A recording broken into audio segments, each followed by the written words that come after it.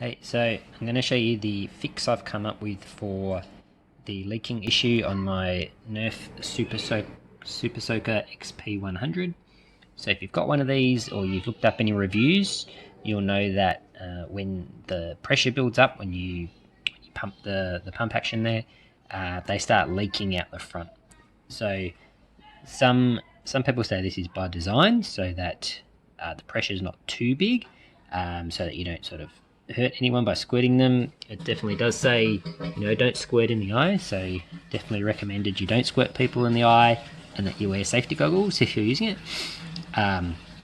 But if you do want to just sort of prevent that leak out, here's the fix I've come up with. So the way it works, once you take off all these screws, is there's this tube going through and the trigger is pulled by this spring and it pinches the tube when it's not being pressed, and when you press it, it releases that pinch and lets the water and the air through.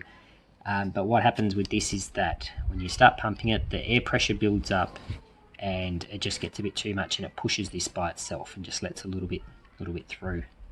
So some people have tried to fix this with putting a bit of metal or plastic either on this bit or across here, or both. I tried that. I didn't have very much luck with that, but I thought if this trigger was pushing back this way, that would help pinch it while it's doing it. So you can see here, first I tried to drill a hole through here and have a bolt going through so I could press it with my thumb, but it wasn't very comfy. So this is what I've ended up doing, which isn't, I didn't do it very well, but it does work. So you can see here it's a long screw. I drilled a pilot hole through the back of the trigger there, put the screw through, and then I cut out just a little notch back here so that the screw can move there. And this is where I didn't do it very well, because at first I just cut out a small notch, but because this screw has the threads all the way to the top, the threads were getting stuck on it. So I had to cut out a bigger one, and I think I cut it a bit too big. So I just put some tape on to try and hide that. But if you're doing this, yeah, try and get a screw where the threads don't go all the way out to the top, so it's a bit smoother there. So what I do now is, when using the pump action to build up the pressure, all I do is hold my thumb on that, which pushes the trigger back. It doesn't have to be hard at all. You just hold it.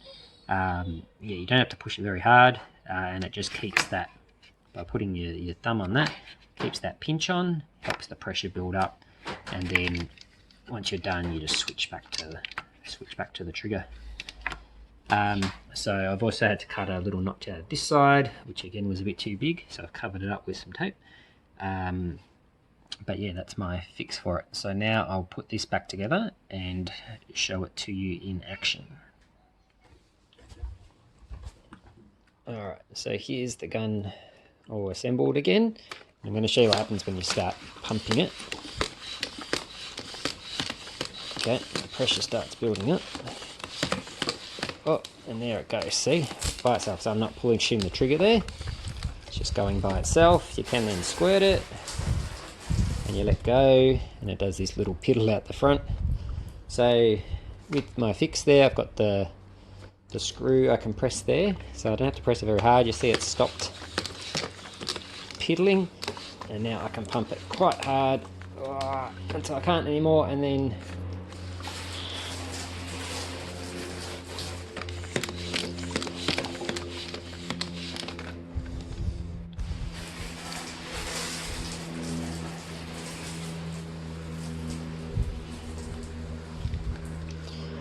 so there's my fix for the Nerf Super Soaker XP100 with my little hack there at the back, and there's the tape that I've put over the, right, cut out the holes a bit too hard.